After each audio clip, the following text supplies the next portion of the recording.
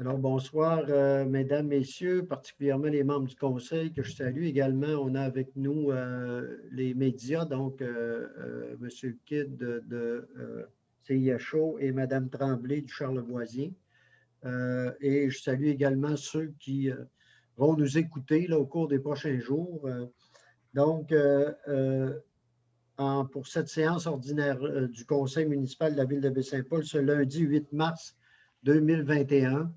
Le 8 mars, mais je pense que ça mérite d'être souligné. On est dans la Journée internationale des femmes et on le sait, ça mérite d'être souligné, d'autant plus avec tout ce qu'on vit présentement, on le sait, hein, la pandémie a été difficile pour tout le monde, mais on peut voir qu'elle a été, d'après ce qu'on voit, plus difficile encore pour plusieurs, entre autres, plusieurs femmes à bien des niveaux. Et je pense que ça mérite qu'on le souligne, malheureusement qu'on le souligne et que ça nous incite non pas seulement à y réfléchir, mais à aller plus loin, à poser certains gestes, à continuer comme société, à évoluer, si on veut parler ainsi, puis à poser certains gestes qui font que même si on dit qu'on a atteint certains objectifs, il y a encore du travail à faire pour arriver à une véritable égalité homme-femme dans notre société. Donc, c'est simplement ce petit message-là que je voulais passer en partant. Autrement, je vais demander à M. Émilien Bouchard de nous faire la lecture de l'avis de convocation de l'ordre du jour de la séance de ce soir.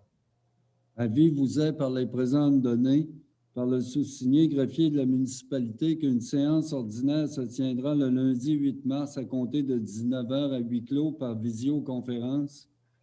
Les sujets traités seront les suivants. A, ouverture de la séance. En B, adoption de l'ordre du jour.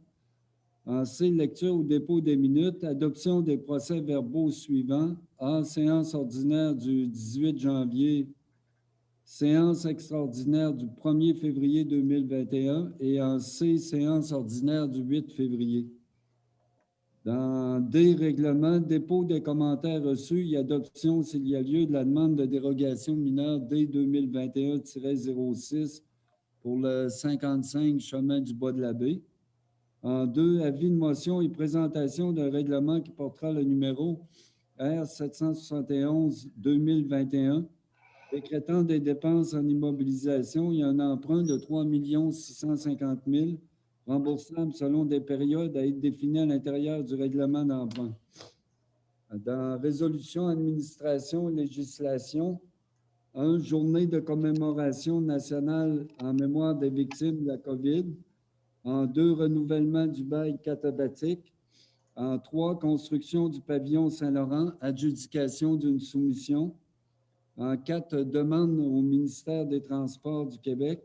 En modification de l'intersection Côte-de-Pérou-Mont-Seigneur-de-Laval. En B, synchronisation des feux de circulation au centre-ville.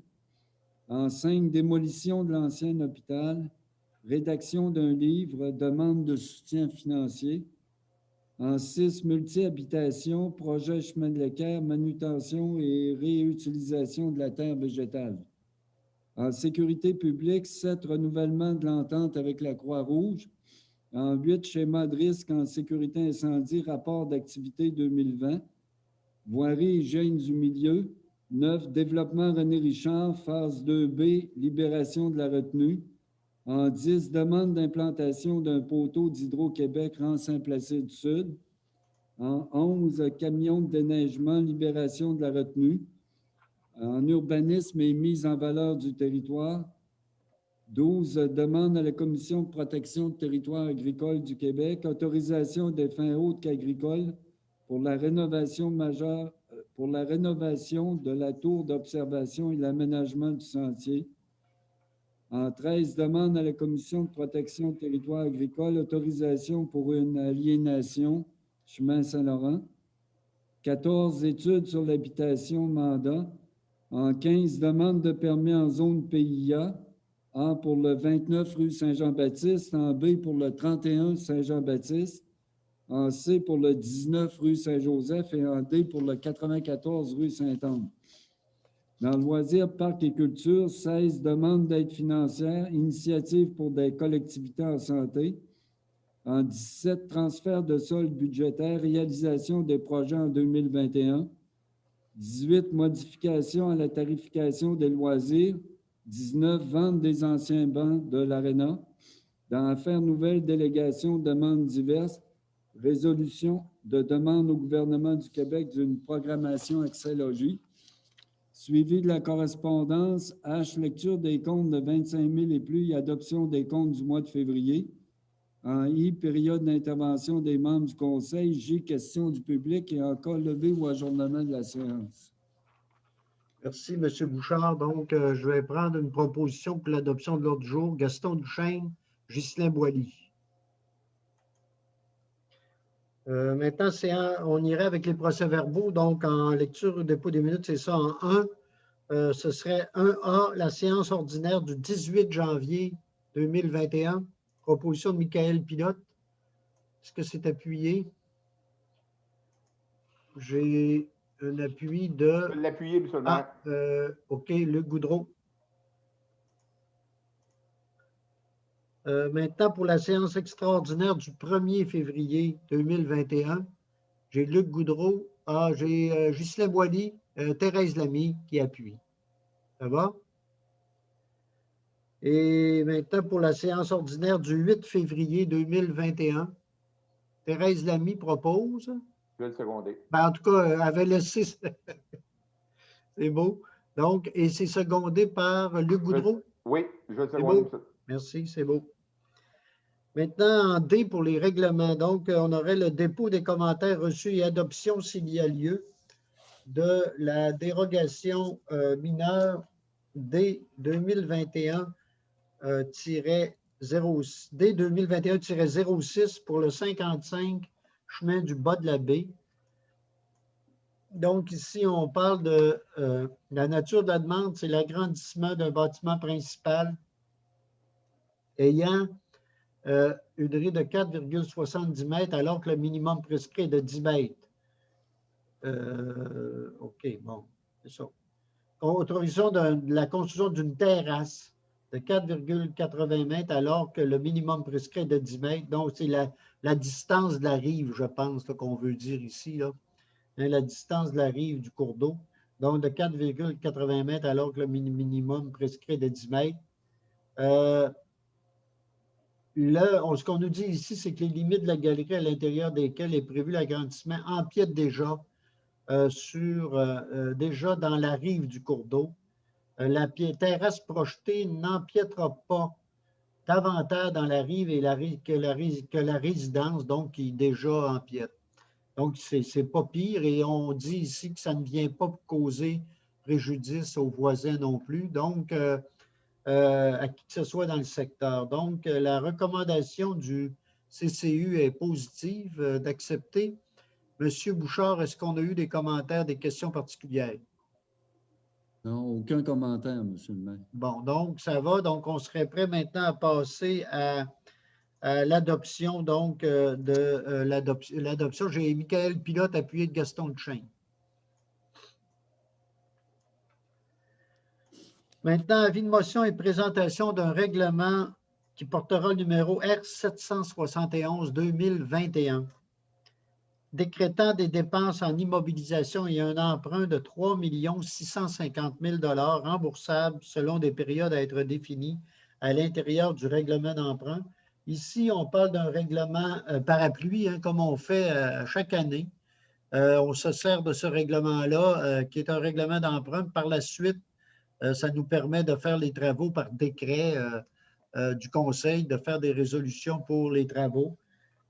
Les travaux qui sont présentés là dans ce règlement-là sont à peu près entièrement, sauf à on me disait à une exception près, là, tous des travaux qui étaient prévus au plan triennal en immobilisation qui a été adoptés par le Conseil en décembre dernier.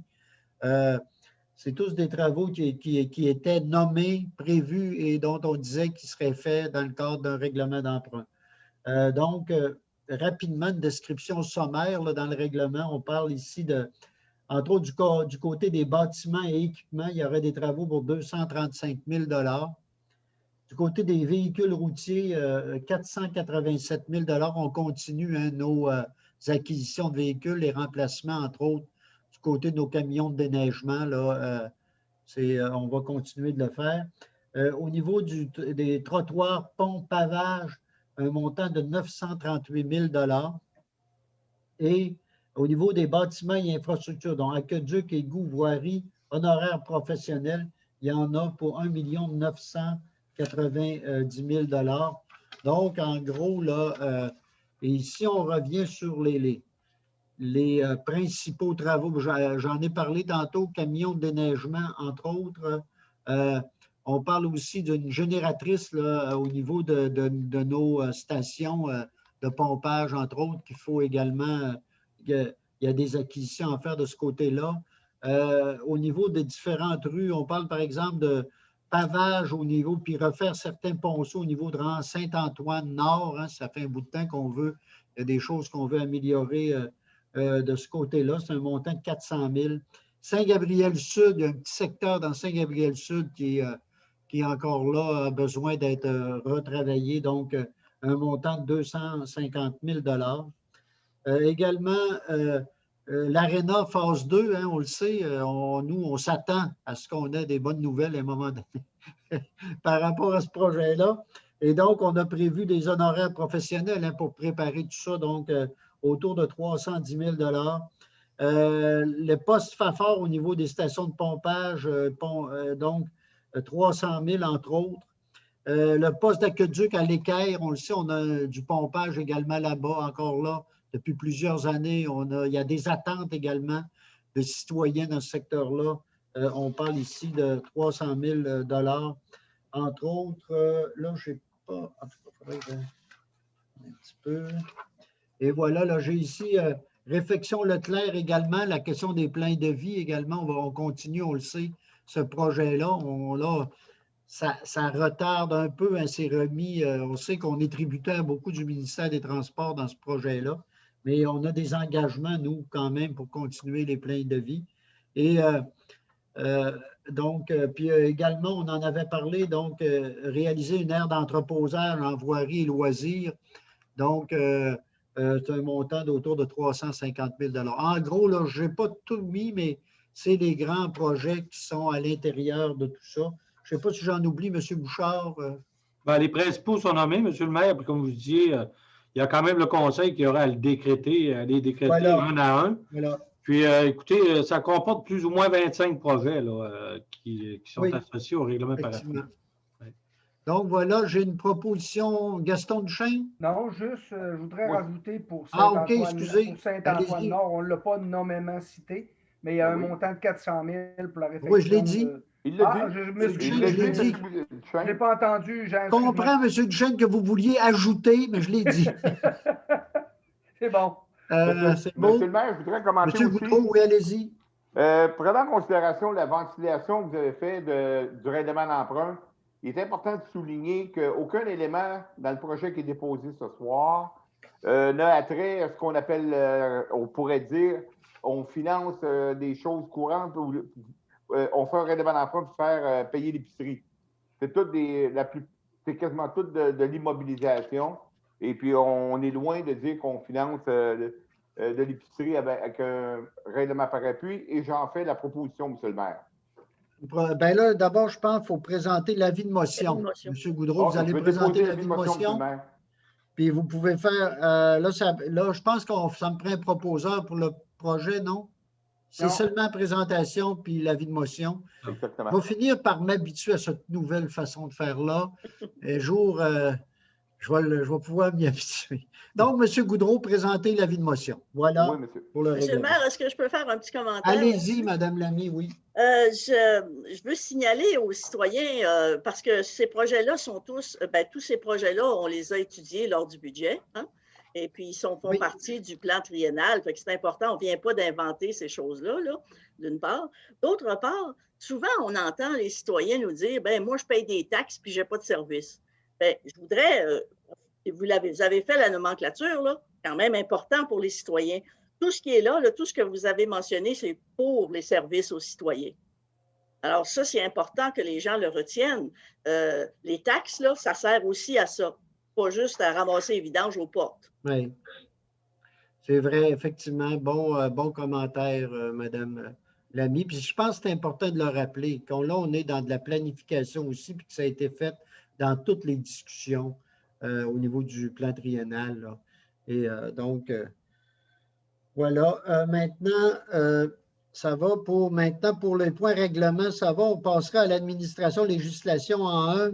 Journée de commémoration nationale en mémoire des victimes de la COVID-19. Vous savez que le premier ministre du Québec et le gouvernement ont demandé donc de mettre, en fait, ont décidé de souligner donc de faire une journée de commémoration nationale en mémoire des victimes de la COVID-19.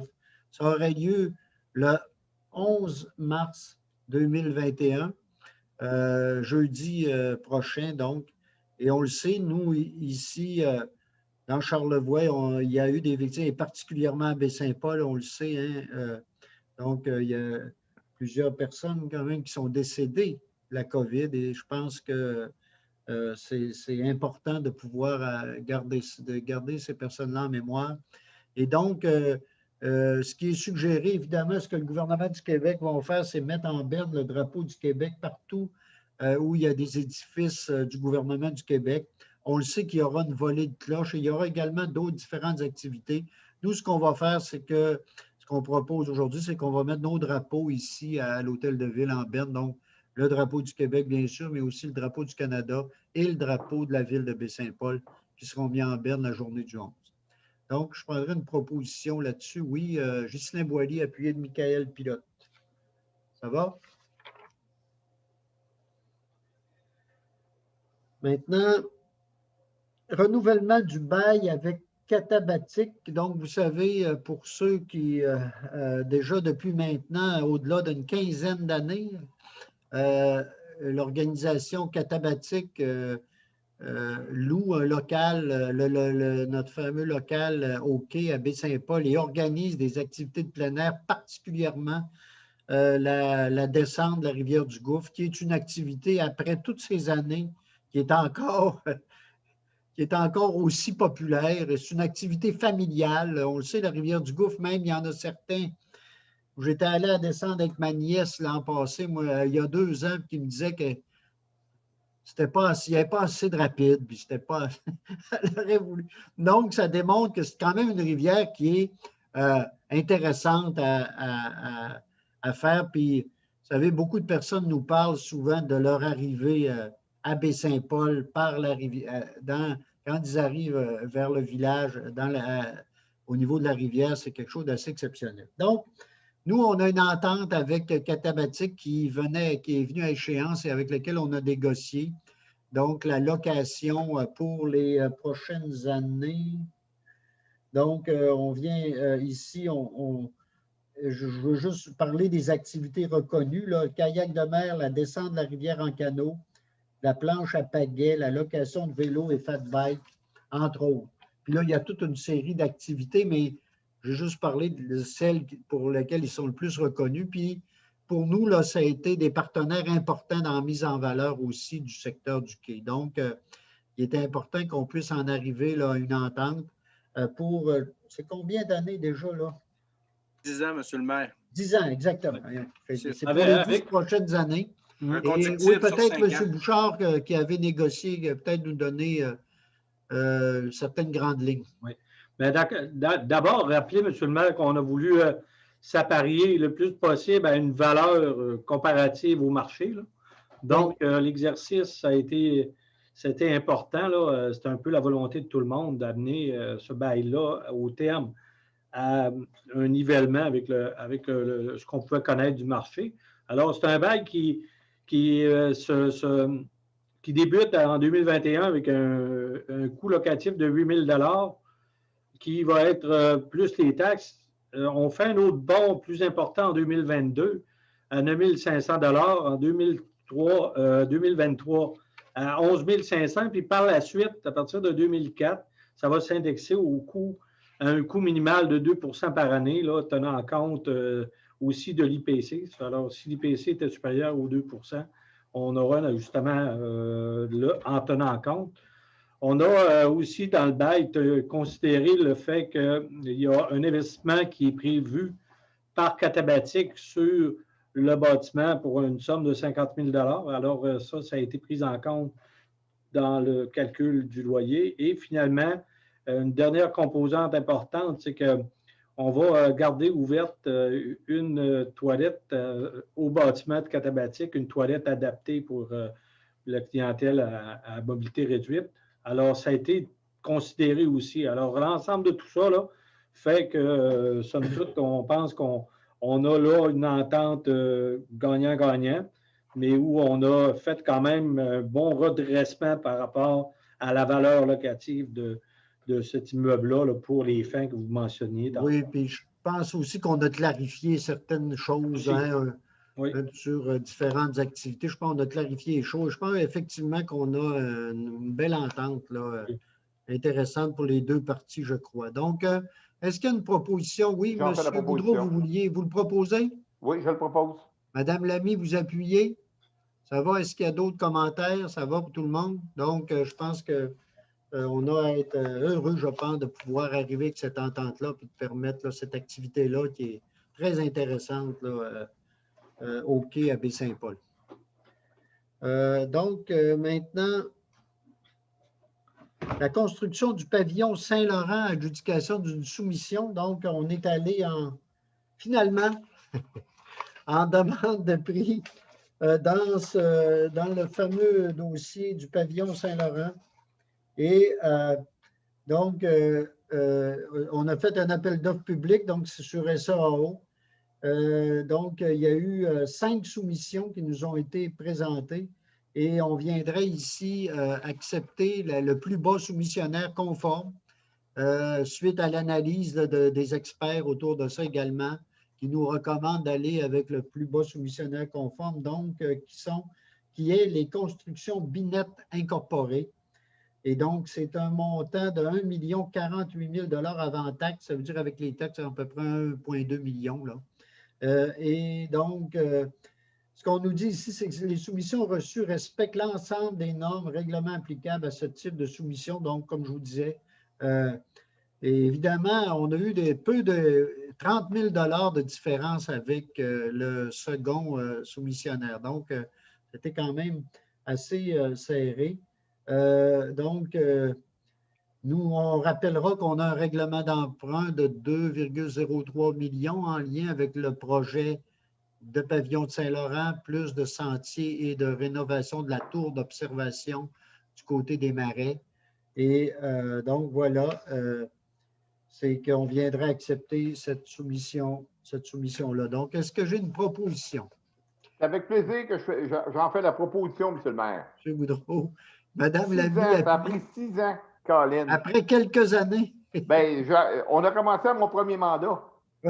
Autant de plaisir à la seconder, M. le maire, pour avoir travaillé beaucoup dans ce comité-là. Oui, puis je pense que ça va être un beau projet. Puis on a également, on le sait, on rappelle qu'on a des partenaires aussi dans le cadre de la politique maritime du gouvernement du Québec, qui est un partenaire important.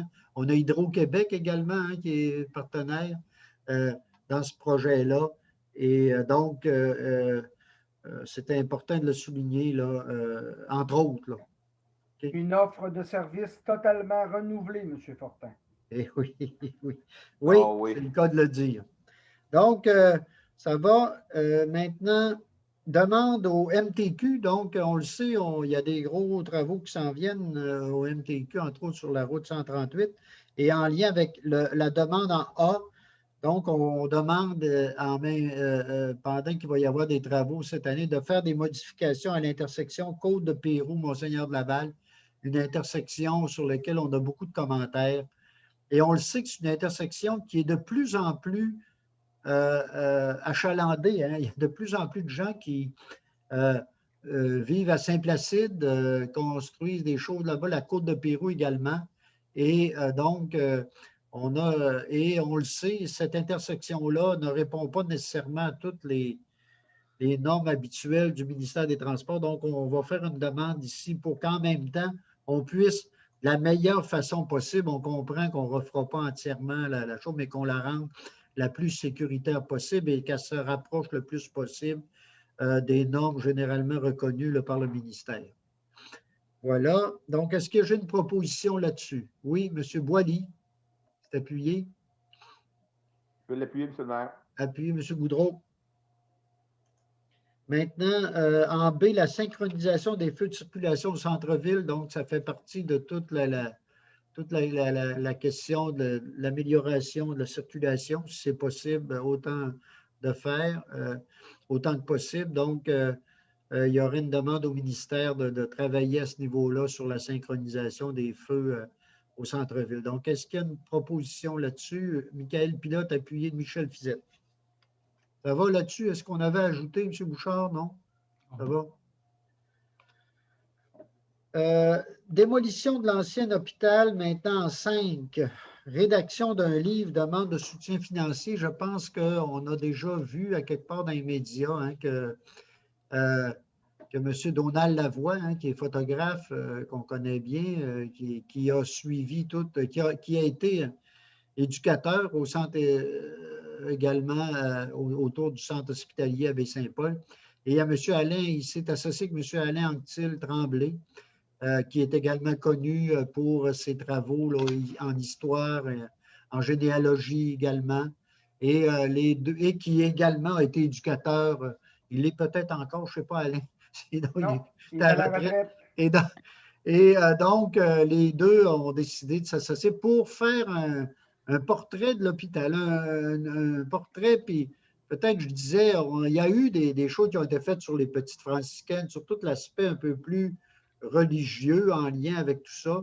Mais là, on aurait une vue peut-être un peu plus laïque et une vue de gens qui y ont travaillé de l'intérieur et qui veulent commémorer à travers un volume avec des photos et avec certains textes l'histoire de ce lieu-là, hein, écoutez, là, c'est 100 ans d'histoire à Baie-Saint-Paul.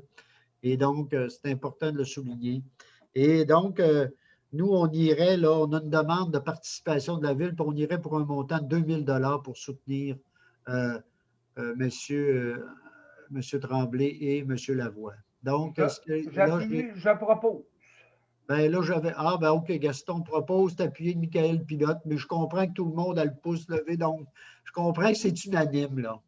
Oui. Et, Monsieur le maire, je voulais... Madame Lamy, allez-y. Allez-y. C'est parce que je trouve ça, moi, je suis contente qu'on vote cela ce soir parce que c'est important, hein? La mémoire pour le patrimoine et pour notre culture, la mémoire, se rattacher à notre histoire, c'est important aujourd'hui. L'histoire, ça sert à ça. Hein? Ce n'est pas uniquement pour accumuler des documents et puis qui vont ramasser de la poussière. Ça fait partie de notre identité. Puis dans ce cas-ci particulièrement, étant donné le rôle central qu'ont joué les religieuses avec, entre autres, l'hôpital, je pense que c'est vraiment bien d'avoir un document, d'ailleurs, qui va être très illustré, à ce que je comprends. Donc, ça va permettre à tous ceux qui n'ont pas connu l'hôpital et puis à ceux qui l'ont connu de garder ça et d'en cultiver la mémoire et puis de continuer aussi leur œuvre autrement. Voilà, oui, M. Pilote. Oui, bien, c'est ça, pour faire un petit bout de chemin sur ce que Mme Lamy vient d'introduire. Je suis totalement d'accord.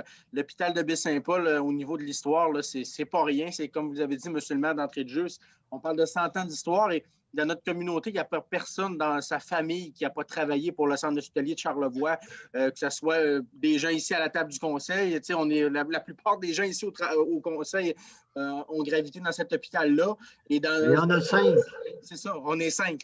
L'hôpital de Baie-Saint-Paul, au niveau de l'économie, ça l'a fait travailler plusieurs personnes. On sait que ça l'a permis aussi là, à des milliers d'orphelins du Plessis aussi d'être hébergés dans cet établissement-là. Et l'hôpital aussi, c'est un bâtiment que la population y tient aussi à ses soins de santé. Là.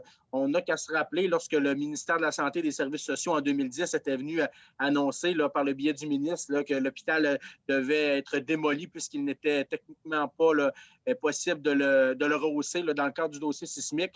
Par la suite, il y a eu un débat là, épouvantable, on peut même dire ça, là, qui nous a déchirés là, à travers là, les deux pôles, à savoir un hôpital, deux hôpitaux. la population s'est manifestée aussi là, à travers une marche là, symbolique où je pense qu'il y avait entre 4 et 5 000 personnes là, qui s'étaient ceinturées autour du bâtiment pour démontrer qu'ils tenaient à l'hôpital. Donc, je pense que l'hôpital, les gens tiennent à leurs soins de santé et c'est l'histoire même de Baie-Saint-Paul qui est au travers de ce bâtiment-là. Donc, j'ai bien hâte de lire ce livre de M. Lavoie et Anctil Tremblay et je suis persuadé que ça va être un succès. C'est beau. M. Duchesne, vous voulez ajouter? Il faut bien se rappeler que sans hôpital, Baie-Saint-Paul ne serait pas devenu ce qu'il est aujourd'hui. C'est grâce à cet établissement-là qu'on a pu construire et voir grandir notre ville de ce qu'elle est aujourd'hui. Donc, c'est pas rien. Et moi, je souligne le travail de ces deux personnes-là et je suis sûr que ça va être un ouvrage exceptionnel. Merci, M. Duchesne. Donc, ça va là-dessus. On passerait maintenant au point maintenant 6, donc d'administration, législation. Le projet multi-habitation, donc chemin de l'équerre, manutention et réutilisation de la terre végétale. Donc, on a une demande ici. Vous savez, il y a un promoteur d'ici, M. Charles Ménard, qui a acheté un terrain dans le secteur de l'équerre. Et donc, en fait, qui est au nord du sentier de l'équerre, qui a acheté un terrain là-bas et qui a un projet actuellement qui discute avec la ville d'un PAE pour pouvoir rendre accessible des terrains résidentiels. Donc, il veut en faire un projet résidentiel. M. Ménard je pense que les gens l'ont déjà vu, a enlevé de la terre végétale. On le sait, il se prépare à travailler son projet. Quand le PAE, il va essayer d'être entendu avec nous pour son plan d'aménagement d'ensemble. Et maintenant, il voudrait profiter de la température actuelle et avant le dégel pour pouvoir amener cette terre-là sur son terrain dans Saint-Jérôme, je crois, là, pour pouvoir la tamiser et la préparer pour après ça, quand il va vendre des terrains, pour pouvoir s'en servir là, pour l'aménagement, entre autres, des terrains dans le secteur. C'est ce que M. Ménard nous a dit et dans ce cadre-là, nous, on serait prêts ce soir à lui donner le OK, le pouvoir transporter cette terre-là. Évidemment, dans la résolution, ce qu'on va dire, on est prêt, on lui donne le OK. Suite aux commentaires qu'il nous a fait à ce qu'il veut en faire, en fait, l'amener là-bas, la tamiser et l'utiliser pour revenir pour l'aménagement de ces terrains. Donc, est-ce qu'il y a une proposition? M. Michel Fizette le propose, c'est appuyé de Gaston Duchesne. Oui. Est-ce que ça va pour tout le monde? Madame Lamy? Oui, oui, c'est vrai, on perd l'habitude de demander le vote, hein, ça fait longtemps. Parce que oui, je demande le vote, puis je vais vous expliquer pourquoi. Okay. Excusez-moi, Mme Lamy, M. Fortin, c'est juste l'inverse. C'est Gaston qui a proposé, puis c'est moi qui ai appuyé. Ah, ben là, c'est correct. Non, c'est pas grave. Mais ça ne change rien. Là. En tout cas, moi, je vais faire demander la parole après Mme Lamy, c'est correct. OK, bien là, si vous vous entendez entre vous, M. Bouchard, vous avez compris, là, c'est M. Duchesne qui propose, M. Fizette qui appuie. Et le vote est demandé par Mme Lamy qui va expliquer la raison de sa demande. Oui, voilà. Oui, merci, M. le maire. Suite aux discussions d'aujourd'hui, je suis tout à fait... Monsieur, le projet que le promoteur nous propose, je suis d'accord, ce n'est pas parce que je suis contre le projet. J'ai un problème avec ce que l'on a su, là, pour expliquer un peu aux citoyens, parce que ici, en principe, extraire de la terre comme il veut le faire, l'extraction n'est pas permise par nos règlements. Donc, si on laisse... Moi, je pense que si on vote en faveur de cela, on vote en quelque sorte contre notre règlement. Et moi, de toute façon, une question de position de principe, puis parce que je crois qu'on est dans un état de droit, puis tant qu'on a des règlements, on doit les respecter. Alors, moi, je ne peux pas, donc, me donner mon adhésion à une résolution qui va contre nos règlements pour ces raisons-là. C'est une raison juridique, là, dans le fond. c'est pas contre le projet, mais je pense que cette opération-là n'est pas permise et puis moi, je ne vais pas l'approuver. Mais je veux juste faire mais là, je veux juste faire un petit quelque chose. Si je comprends bien, ce n'est pas pour rien qu'on ajoute, nous, dans notre résolution qu'on permet, mais sur la foi de ce que M. Ménard nous dit qu'il va amener la terre là-bas et qu'il va s'en servir pour son terrain. À ce moment-là, là, il y a une zone là, qui fait qu'il pourrait, là, qui aurait possibilité de le faire. Évidemment, écoutez, là, on lui donne. Je comprends, monsieur. Je comprends qu'on donne le bénéfice du doute. Oui, mais moi, je veux bien donner, toujours faire présumer la bonne foi, mais dans les circonstances, je pense qu'on n'a pas les moyens de contrôler cela. Fait que moi, je trouve que c'est un terrain délicat. J'aime mieux pas m'aventurer sur ce terrain-là. C'est beau, parfait, c'est bien. Monsieur, là, j'ai 2 réactions. Monsieur Duchesne. Ben, moi, personnellement, je tiens à vous mentionner que ces PME-là sont très importantes pour notre communauté. Ils ont des beaux projets, entre autres, de développement de domiciliaire pour des jeunes familles avec des terrains à prix qu'on appelle des prix abordables. Et moi, je me fie à la conscience de M. Ménard et de M. Jacqueline Plante pour faire en sorte que, oui, ils sortent la terre, qu'ils l'amènent pour la purifier ou au moins la passer dans les tamiseurs pour la ramener sur le site. Et j'ai pleinement confiance. Ces petites PME-là font travailler plein de gens, plein de monde chez nous. Et moi, j'en suis très fier. Et je me fie à la crédibilité de l'entrepreneur en ce qui a trait au retour de la terre à l'endroit original. C'est beau. Monsieur Fizette? Oui, juste pour ajouter que finalement, moi, personnellement, là, je ne suis pas à l'encontre du règlement refusant l'extraction des terres là, sur de la terre arable sur les terres. Mais ici, moi, je considère qu'il ne s'agit pas du processus d'extraction, au sens où le règlement a été visé, avait comme objectif la terre arable sera soustraite du terrain, sera tamisée et sera réutilisée comme terre arable. Donc, il n'y a pas d'extraction de terre arable d'une terre au sens propre tel qu'on peut percevoir le règlement. C'est pour ça que moi, là, je suis tout à fait d'accord avec le processus. Donc, est-ce qu'il y a d'autres commentaires? Donc, j'ai une proposition de donner cette autorisation-là à M. Ménard. Puis j'ai une demande de vote. Donc, quels sont ceux qui sont favorables à cette autorisation? Attendez, j'arrive. Quels sont ceux qui sont... Je suis pour, M. le maire. OK. Donc, madame... Et quels sont ceux qui sont contre? Madame Lamy, donc, c'est adopté majoritairement. Maintenant, on passe à sécurité publique. Maintenant, en 7, renouvellement de l'entente avec la Croix-Rouge. Depuis déjà quelques années, la ville de Baie-Saint-Paul a une entente entre autres, évidemment, dans les cas de mesures d'urgence et entre autres, au niveau de l'hébergement de personnes sinistrées. La Croix-Rouge peut être est un partenaire important avec lequel on viendrait renouveler notre entente. Puis on rappelle que l'entente comme telle, cette entente-là de service là, est un tarif de 17 sous par habitant pour 7 217 habitants. C'est un montant de 1 226,89 $ pour cette année. Donc, est-ce qu'il y a une proposition là-dessus?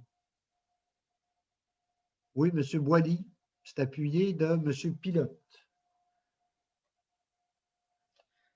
Schéma de couverture de risque en sécurité incendie, rapport d'activité 2020. Donc, ici, de façon annuelle, le ministère de la Sécurité publique nous demande à la ville de Baie-Saint-Paul et par son service protection d'incendie de remplir un tableau des statistiques sur l'avancement des objectifs du schéma de couverture de risque incendie de la MRC de Charlevoix. Et donc, on doit transmettre les différents tableaux complétés.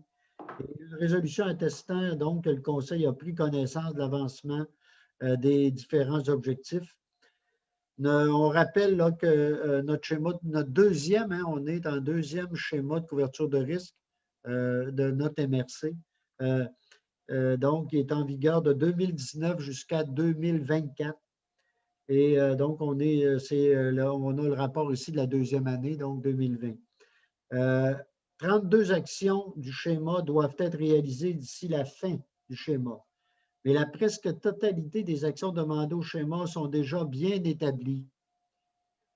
Au sein du service de sécurité incendie de Baie-Saint-Paul, c'est au niveau des programmes à mettre en place qu'il y a un travail à faire. On s'est engagé dans le schéma à faire différents programmes pour les services d'incendie. L'idée étant toujours de documenter. Une des faiblesses de nos services d'incendie, parlons du nôtre aussi, mais l'ensemble des services, parce qu'on sait que la Ville est responsable du schéma de couverture de risque pour l'ensemble de la MRC. Et c'est important de documenter les actions des différents services d'incendie et les différents enjeux et de pouvoir donc avoir des données là-dessus, ce qui manquait parfois. Donc, on a encore du travail à faire. Il y a encore différents. On sait, on a eu des documents qui nous ont été présentés déjà, mais donc, les programmes, on a des programmes qui nous ont été présentés. Il y a 3 programmes qui ont été produits en 2020, qui ont été adoptés, appliqués. Il en reste 10 à mettre en place. C'est sûr que ce n'est pas toujours des programmes hyper élaborés, mais ils sont quand même importants de les avoir. Puis on s'est engagé à le faire. Donc, il en reste 10 à faire. Puis pour l'ensemble de nos autres activités, bien, tout est là-dedans et je pense qu'on peut souligner, je pense, c'est un rapport intéressant, bien détaillé, puis je pense qu'il nous démontre là, le travail qui est fait par notre service de sécurité incendie, qui est un travail, j'oserais dire, exemplaire et intéressant.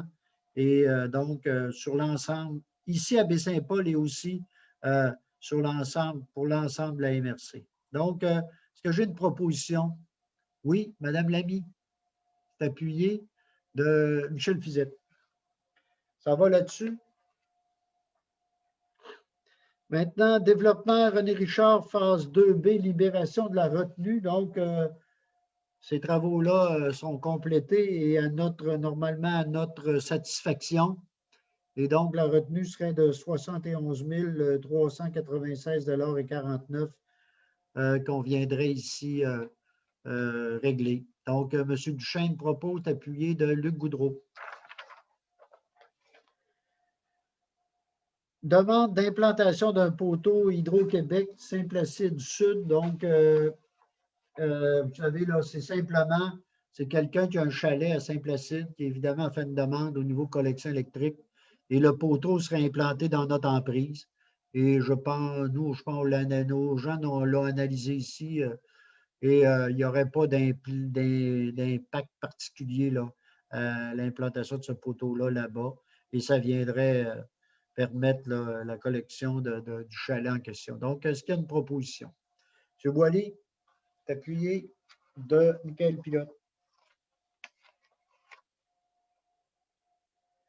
Camion de déneigement, libération de la retenue, j'en parlais tout à l'heure. On est tranquillement, selon les directives qu'on a, à changer nos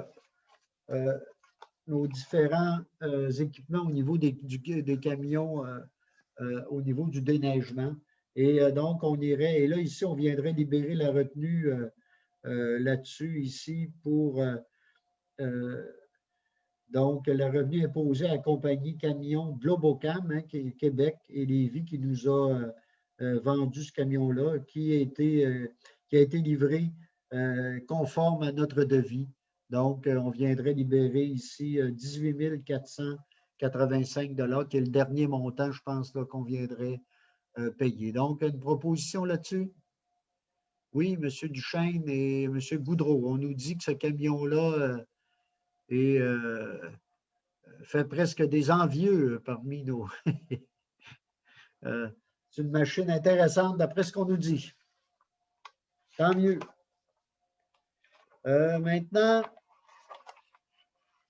on irait avec une demande à CPTAQ. On en a parlé un peu rapidement tout à l'heure. Vous savez, le projet de pavillon du Saint-Laurent, on se souviendra, hein, il était jumelé avec un projet en même temps de sentier, de passerelle, hein, et dans les marais salins, on le sait, un projet que finalement on a dû abandonner suite entre autres, au ministère de l'Environnement qui ne nous a pas permis de pouvoir réaliser ces travaux-là.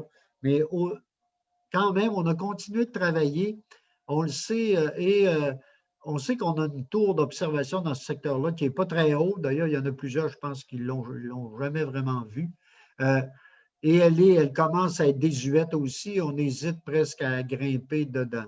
Donc là, on a réussi à avoir le secrétariat capitale national est venu comme partenaire et finance un sentier qui va partir du pavillon Saint-Laurent à l'intérieur du boisé et qui va se rendre à une tour d'observation rehaussée et revampée. Et fort probablement qu'on va y faire également, il y aura des panneaux d'interprétation. Ça va nous permettre une vue sur ce secteur-là qui est d'une grande richesse faunique, qui est d'une grande richesse paysagère, évidemment. Puis en plus, également, dans ce secteur-là, on le sait, il y a eu des recherches archéologiques qui nous ont montré que la première habitation, une des premières habitations a été dans ce secteur-là. Donc, c'est très riche. Ce coin-là est très riche d'interprétation et ça nous permettrait là, de pouvoir en parler puis le montrer à nous-mêmes, hein, qu'on découvre des choses, mais aussi à des gens qui vont venir nous visiter. Donc, ici, on viendrait demander l'autorisation à des fins autres qu'agricoles, donc, parce qu'on est en zone agricole dans ce coin-là. Donc, on viendrait faire une demande d'autorisation. J'ai Mme Thérèse Lamy qui propose et M. Luc Goudreau qui appuie. Ça va pour tout le monde? Monsieur le maire, est-ce que vous permettez, juste pour ajouter à tous vos commentaires, je pense que ce soir, c'est une coïncidence peut-être parce qu'on vote en même temps le départ du pavillon du Saint-Laurent et son complément, en fait, même dans le tracé original, évidemment, c'était l'observation de l'estuaire du Saint-Laurent, parce que l'estuaire du Saint-Laurent commence là. Donc, on va quand même même si on n'a pas pu réaliser tout ce qu'on voulait, on va quand même permettre à tout le monde, à la population, d'aller observer la faune et la flore, comme vous l'avez dit, l'estuaire du Saint-Laurent, puis aussi à cet endroit-là, hein, c'est un endroit où on voit presque à 360 degrés et qu'on voit le début du cratère de Charlevoix aussi, que j'ajoute à tout ce que vous avez dit. Donc, c'est vrai que c'est très riche et on sait que le pavillon du Saint-Laurent, la maison du Saint-Laurent, quand on en parlait au tout début, Monsieur le maire, vous en souvenez, c'est vraiment un but éducatif pour donner accès, justement, pour permettre l'éducation de la population sur la faune, la flore, sur le Saint-Laurent. Et son complément, c'est l'ensemble du projet, dans le fond, avec la tour qui va permettre de faire ces observations-là, puis avec les panneaux d'interprétation, de faire cette éducation-là. C'est très heureux ce soir que tout ça, ça tombe ensemble et puis qu'on puisse donner ça à la population parce que c'est d'abord pour les gens d'ici et aussi pour tous nos visiteurs qui sont très nombreux dans ce secteur-là. Et c'est une richesse éducative qu'on met en place. C'est un magnifique projet. Oui, tout à fait. Console, quand je vois au moins la tour, comme je disais, ça me console de ne pas pu avoir fait de la passerelle que je continue de penser qu'il aurait été incroyable, mais écoutez, c'est comme ça. Tout à fait. Je voudrais peut-être ajouter, puis là, je ne sais pas si on va faire d'autres rencontres pour parler de tout ça, mais parce qu'on a déjà fait une rencontre publique d'information sur le pavillon Saint-Laurent, ça a déjà été fait. Mais je voulais juste ajouter qu'on va procéder à la déconstruction de Habitat 07. Il ne faut pas l'oublier. Et il y a des gens qui nous avaient, qui avaient participé à l'époque. Il faut voir Habitat 07, il y a toute une petite histoire autour de ça. Donc, avec M. Languerrand. Et qui était, on se souvient, des compagnons du rebut global qui avaient construit cette bâtisse-là à des coûts et qui avaient été un peu partout, qui avaient récupéré plein de matériaux un peu partout. Puis également, l'objectif était de montrer des formes alternatives d'énergie pour des choses. Évidemment, ça a vieilli un peu mal vieilli, puis on aurait eu à faire des travaux importants pour pouvoir conserver le bâtiment. Donc, on a décidé de le démolir, mais là, j'ose pas dire. On va essayer quand même déconstruire. Ça va être pas vraiment une déconstruction, on va être en démolition, mais on va essayer. Et l'objectif, on recherche, l'objectif est là, puis on a du monde là-dessus pour essayer de récupérer vraiment de récupérer des signaux, des objets qui nous rappellent, qui ont certains rappels qu'on pourra intégrer dans le pavillon du Saint-Laurent. Puis aussi, on va récupérer d'autres matériaux là, également. Là, entre autres, on parlait de, par exemple, les panneaux solaires. La ville de Baie-Saint-Paul, on va en récupérer, puis on pense qu'ils peuvent nous servir à certains niveaux. Puis il y a également d'autres différents rappels, là, différentes choses qu'on va essayer de récupérer dans l'ensemble de la démolition là, de ce pavillon-là. Voilà.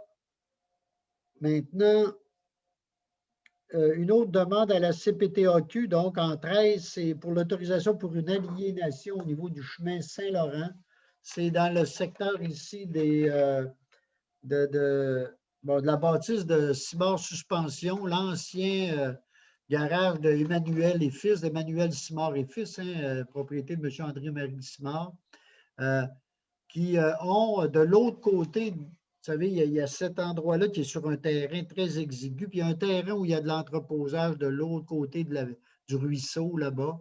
Et donc, il y a une demande qui est faite pour intégrer tout ça sur le même lot puis dans la même bâtisse parce qu'actuellement, Simard Suspension veut régulariser la situation de l'ensemble de l'entreprise.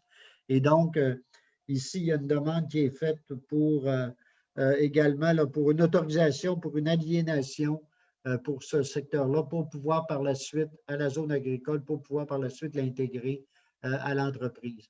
Donc, Madame Lamy, vous le proposez. C'est appuyé de Michael Pilote. Ça va pour tout le monde là-dessus? Études sur l'habitation. Vous savez, déjà, nous, la ville de Baie-Saint-Paul, on a déjà travaillé là-dessus. Beaucoup de gens, on a beaucoup de commentaires sur toute la question de l'habitation.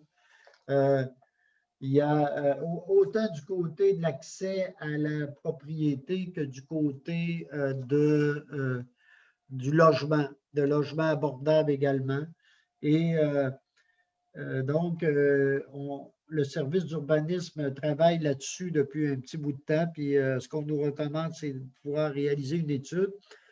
Au cours de la dernière année 2020 également, il y a le DSI, un développement social intégré autour de la MRC, qui ont fait une démarche, qui ont un chantier habitation également sur l'ensemble de la région de Charlevoix, mais qui ont identifié Baie-Saint-Paul, évidemment, on le sait. On est très attractif, Baie-Saint-Paul. Et donc, mais ça nous amène à toutes sortes de situations là, qui ne sont pas toujours évidentes à gérer. Donc, ils nous ont abordés pour qu'on puisse essayer de voir avec eux des possibilités, de nouvelles possibilités, pour faciliter l'accès à propriété ou encore à des logements intéressants. Donc là, dans ce sens-là, on irait avec une étude, là, on parle d'un coût de 25 300 $. Il y a une demande qui a été faite justement à DSI, Développement social intégré, pour participer et ils iraient pour 50 %, donc ils iraient pour un montant de 12 650 $. Ce serait un mandat qui serait donné à la firme L'Arpan, qui travaillerait là-dessus, qui a déjà travaillé avec nous sur différents aspects, donc qui travaillerait avec nous là. L'objectif étant d'analyser évidemment notre situation, celle aussi de faire des comparables aussi avec d'autres municipalités, avec les autres municipalités autour, et d'analyser notre situation et de voir avec nous à développer, puis avec les intervenants, puis DSI va également travailler avec nous là-dessus, et de voir comment on pourrait arriver là, avec des nouvelles, de nous proposer des alternatives différentes, ou les mêmes, mais adaptées différemment également, mais pour pouvoir en arriver là, à améliorer la situation de l'habitation à Baie-Saint-Paul. Une situation qui n'est quand même pas dramatique, là. C'est une situation, mais je pense que l'idée, c'est d'améliorer tout ça et de faire que, vous savez, on a un agenda 21, puis dans notre agenda 21, il y a 4, on parle des 4 piliers toujours, là, et on parle de l'équité sociale. Hein. Et donc, on est sur je pense qu'avec ça, on vient travailler sur un des piliers, donc on est en suite logique avec certains enjeux là, qu'on veut travailler. Donc, voilà. On irait là-dessus. Est-ce qu'il y a une proposition pour aller de l'avant avec cette étude-là? Monsieur Pilote, Madame Lamy, seconde. Monsieur Pilote, vous aviez à main levée. Oui, j'avais un petit commentaire aussi. Moi, je vois cette étude-là là, en 2 temps. La première partie, oui, ce qui est important, c'est de regarder, puisqu'on entend souvent que c'est difficile de se loger ici. On a déjà une petite idée là, de certaines conclusions possibles. Cependant, je trouve ce qui est intéressant aussi, c'est que cette étude-là va s'intéresser aussi au fait que pourquoi certaines personnes choisissent la périphérie de Baie-Saint-Paul, exemple, les municipalités environnantes comme Saint-Urbain, Saint-Hilarion, pour s'y loger. Donc, on entend souvent des fois des commentaires qui peut-être sont des stéréotypes ou des préjugés, là, à savoir, les taxes sont moins chères, par exemple, dans les municipalités environnantes. Fait que cette étude-là va s'intéresser à ça et ça va nous permettre aussi là, de savoir si certains préjugés ou stéréotypes sont vrais et peut-être aussi là, de travailler là, dans le sens là, pour favoriser là, ceci, malgré que, oui, les partenaires, dont les promoteurs, tout ça, là, devront travailler en collaboration avec nous. C'est beau. Puis, oui, je parle là-dessus. Et là, il faut bien. Parce que je sais, moi, j'ai déjà eu des commentaires, ça a déjà circulé qu'on ferait une étude sur la circulation, sur l'habitation. Et déjà eu des commentaires de certains promoteurs privés qui nous voient comme des concurrents, qui veulent. Et je pense que ce n'est pas du tout notre objectif. Et là, je veux le rappeler, là. Et je sais que je vais devoir le faire à certaines personnes encore. Mais l'objectif, ce n'est pas ça. Et je pense que c'est l'objectif, puis je l'espère dans ce qu'on va travailler, c'est d'en faire des partenaires aussi là-dedans. Et ça, c'est un appel qu'on peut lancer. Comment? Et je pense qu'on peut être créatif avec le privé aussi. C'est ça l'objectif. De toute façon, on le sait, on en a actuellement des beaux projets. Là, on a 2 beaux projets de construction d'habitation ici au cœur de la ville, là, de logements nouveaux, là, une quarantaine, je pense, de logements là, qui sont en train de se construire. Puis on salue les promoteurs, c'est quand même pas si évident de s'embarquer là-dedans, puis on les salue. Mais l'objectif, je pense, c'est de pouvoir travailler avec ces gens-là qui ont de l'expertise également et de faire qu'ensemble, on arrive à s'assurer qu'on est capable de desservir l'ensemble de notre population, puis d'être attractif aussi pour d'autres personnes qui veulent venir habiter chez nous. Et je pense que l'idée, c'est d'être innovant, mais ce n'est pas d'être tout seul là-dedans, pas du tout. Puis ce n'est pas non plus d'en enlever à un pour en redonner à d'autres. L'idée, c'est de faire qu'on puisse, tout le monde y retirer notre compte. C'est la synergie, M. le maire. C'est la synergie parce que toute seule, la ville ne pourra pas y arriver. Et comme on mentionnait en caucus ce matin, ce n'est pas seulement que Baie-Saint-Paul qui vit ce problème-là. Hein. C'est l'enjeu du logement et de l'habitation, c'est un phénomène qui est à travers le Québec, même le Canada. Oui, effectivement. Donc, voilà. Maintenant, on irait en zone PIA. On aurait 4 demandes de permis en zone PIA. Donc, d'abord, le 29 rue Saint-Jean-Baptiste. Donc, ici, on parle de l'installation d'une enseigne permanente en saillie.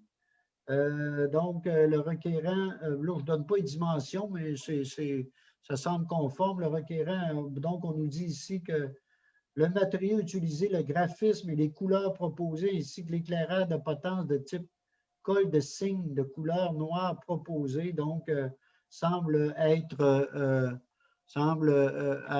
allé chercher l'aval du comité consultatif d'urbanisme. Et donc, la recommandation ici est positive. Donc, est-ce qu'il y a une proposition? Je vais le proposer, M. le maire. Oui, M. Boudreau, appuyé de M. Boily. Maintenant, on irait le 31 Saint-Jean-Baptiste. C'est l'ajout d'une enseigne également permanente en saillie. Ici, donc, tous les documents ont été déposés. Puis encore là, on dit que les matériaux utilisés, le graphisme, l'enseigne et les couleurs proposées, ainsi que l'éclairage de potence, donc, semblent également là, être conforme à ce qui est demandé généralement. Donc, il y aurait une recommandation positive. Madame Lamy, appuyez M. Duchesne. Ça va? Maintenant, on aurait le 19 rue Saint-Joseph. L'ajout d'un puits de lumière de dimension de 4 pieds par 4 pieds. Donc, on parle ici, c'est un ajout aux travaux de rénovation déjà recommandé favorablement et accepté par le Conseil. Donc, la recommandation là également est positive. Proposition, M. Fizette, appuyé de M. Pilote. 94 rue Sainte-Anne, ici, on parle du remplacement du revêtement de la toiture en bardeaux d'asphalte architecturaux Eco-Cambridge de couleur bois de grange. Ils veulent repeindre la brique de couleur terre cuite et repeindre les galeries, donc le plancher en gris, les garde-corps et colonnes en blanc. On dit ici que c'est en lien avec l'idée de réduire les risques de chute de neige. Les couleurs choisies pour repeindre la brique, la galerie et ses composantes semblent aussi, en tout cas, moi, je trouve ça intéressant, là, ce qui est choisi là. Je pense que ça va être un plus. On ne voit pas le résultat, mais selon moi, là, on va avoir un plus à ce niveau-là. On revient à la couleur originale, hein, M. Voilà, le maire. exactement, c'est intéressant. Donc, M. Goudreau en fait la proposition, c'est appuyé de Mme Lamy. Donc, maintenant, loisirs, parc et culture demande d'être financé. M. Fortin. Oui, M. Fizette, allez-y. Vous permettez, oui, parce que je vois ici dans le considérant là, que le revêtement de la toiture choisi est dans le but de réduire les risques de chute de neige. J'en conviens maintenant, par cette modification-là, par ce revêtement-là de la toiture, je présume que les arrêts qui sont en extension de la toiture seront reportés, seront remis là, parce que la glace, ça tombe sur le trottoir. Là, hein? Non, mais probablement que oui, ouais, là, parce que si on veut, selon, mais de toute façon, je pense qu'on peut le vérifier, mais d'après moi, ça doit être le cas. Il faudrait s'en assurer. Aussi, il y a un règlement par rapport à ça, là, au niveau. Oui, je pense que oui. Oui, c'est vrai, il y a un règlement. Choix, je pense. Voilà, maintenant, on serait maintenant à Loisirs, Parcs et Culture, demande d'aide financière, initiative ou des collectivités en santé. Donc, il y a un projet ici, donc, dans le cadre de ce programme-là, qui est un programme donc, pour offrir des activités sécuritaires, entre autres, des lieux publics. C'est donc en lien avec ici concernant les défis reliés au COVID. Donc, c'est donc pour les collectivités qui ont fait preuve de créativité, entre autres, on les invite à le faire. Et ici, nous, on présentera un projet dans le cadre de ça. Ici, ce qu'on veut, c'est qu'un projet qui permettrait l'aménagement du sentier pour un fonctionnement d'activités de distanciation permanente selon un équipement extérieur conçu par Éco-Énergie. Donc, l'idée étant de pouvoir avoir une glace sur le sentier qu'on a plus longtemps durant la saison, entre autres, là, de pouvoir, je pense qu'on vient améliorer beaucoup. C'est un système là, qui peut être intéressant, puisqu'on a calculé ici, c'est un coût de 310 000 $. On serait éligible à une aide financière de 85 %. Donc, on irait pour 263 000 $. Et la participation de la ville soit de 46 500 $. Puis on pense aussi qu'on pourrait aller chercher là, notre part de la MRC en lien avec les équipements de loisirs là-dessus. Donc, pour nous, là, on pense que ça pourrait être un beau projet qui pourrait allonger là, la saison. On le sait, on est avec le climat, il y a toutes sortes de changements. Là, on viendrait améliorer beaucoup là, la performance de notre anneau de glace qui est passablement fréquenté et qui est bien apprécié, là, entre autres des familles. Donc, une proposition là-dessus, j'ai Michael Pilote, Gaston Duchesne appuie.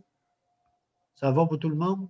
Pour présenter ce projet-là. Oui, M. Pilote, allez-y. Oui, c'est ça. Même, on pense qu'on pourrait même doubler là, notre ouverture, là, la période d'ouverture. Fait que c'est quand même pas rien là, pour le sentier de glace.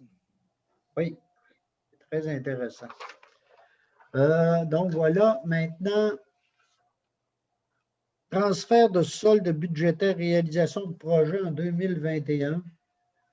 Donc, c'est ça, il y a des projets qu'on n'a pas pu compléter, ce que je comprends, en 2020.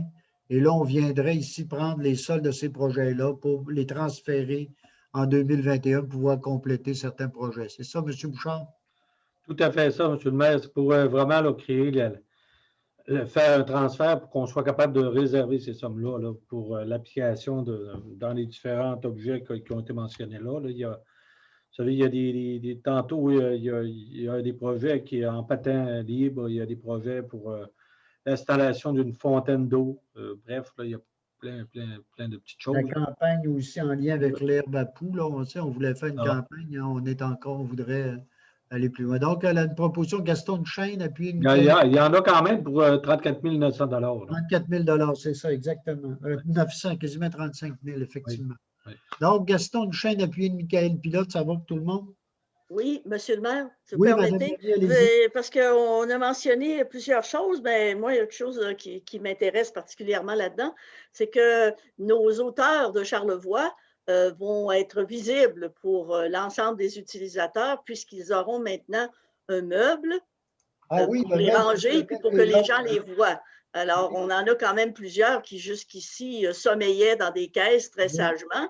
Alors maintenant, les utilisateurs de la bibliothèque pourront aller consulter des auteurs d'ici à leur bibliothèque. C'est bien de souligner, effectivement. C'est un beau, effectivement, ça c'est une belle innovation. Il ne fallait pas voler votre punch tantôt, Mme Lamy. Merci. On vous laissait l'annonce, Mme Lamy. Ça fait plaisir. C'est bon. Ah, c'est important, mais vous voyez, hein, mais c'est pas un très gros projet, mais qui peut avoir un impact étonnant. Grosse portée. Maintenant, modification à la tarification des loisirs. Donc, là, déjà, elle a été modifiée. Hein, c'est en lien avec la semaine de relâche et le patinage à l'aréna. Ça a déjà été modifié. Donc, on a voulu avoir les mêmes tarifs qu'on avait fait dans le temps des fêtes, justement, dans le cadre de la pandémie, là, modifier certaines choses puis rendre ça accessible. Donc, M. Pilote, vous en faites la proposition et c'est appuyé de Gaston Duchesne. Nos amis du comité de loisirs sont actifs. On voit que c'est beau. Maintenant, vendre des anciens bancs de l'aréna. Là, j'avoue que on a certaines demandes, nous. Là, on parle des... Vous vous souvenez, on a changé nos bancs. Nous, on a eu une opportunité assez extraordinaire de pouvoir profiter de bancs de l'ancien Colisée de Québec et de ces bancs-là qu'on a pu installer nous-mêmes. Donc, à des coûts intéressants, on a pu revamper l'aréna. Mais on a nos bancs encore et on a, semble-t-il, certaines demandes là, qui nous sont faites. Donc, ici, on viendrait donner le mandat là, je pense que c'est M. Bellerive qui va s'occuper de ça pour qu'il puisse procéder à la vente. M. Bellerive et M. Émilien Bouchard. Et M. Émilien également. Oui.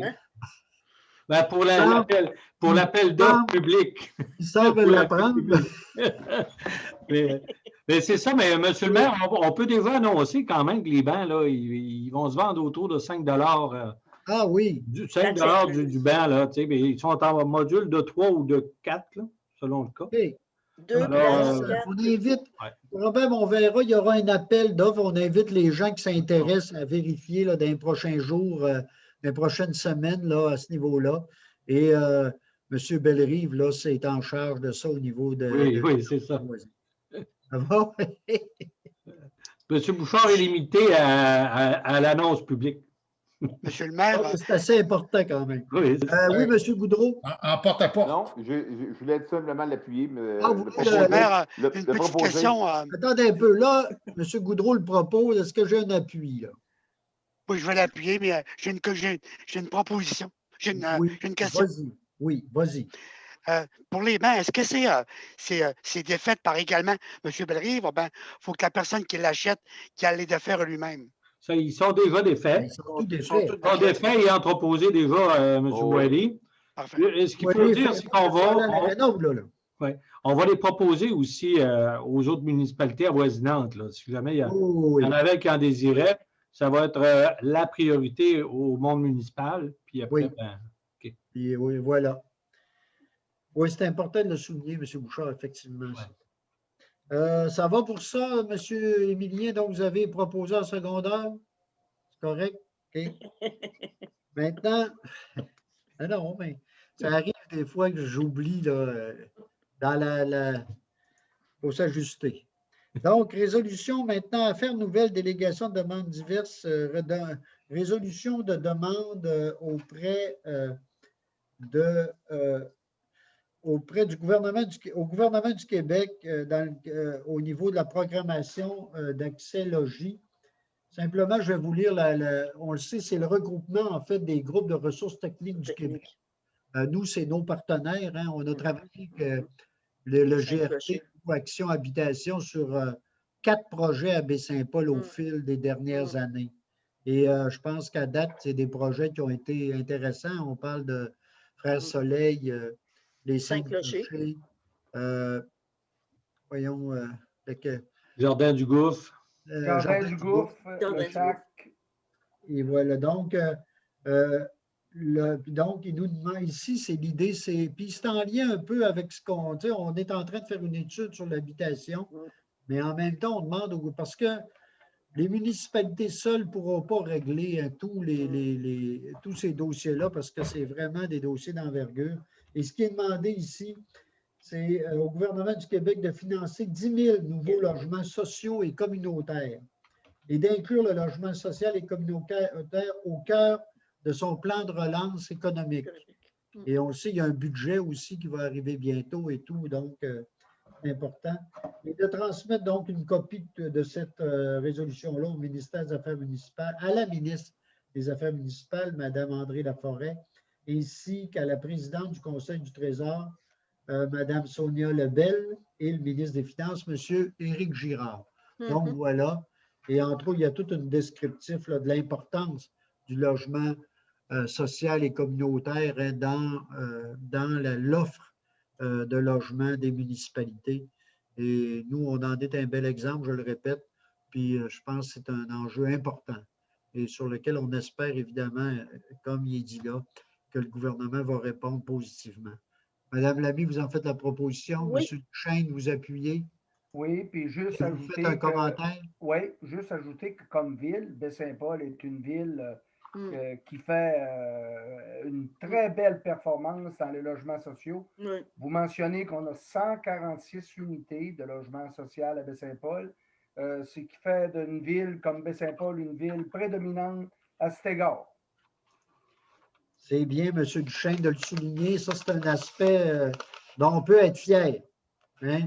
Même si effectivement, ça n'enlève pas les problèmes. Mais en même temps, c'est important de rappeler que la ville de Baie-Saint-Paul a investi beaucoup dans le logement social et communautaire au fil des années.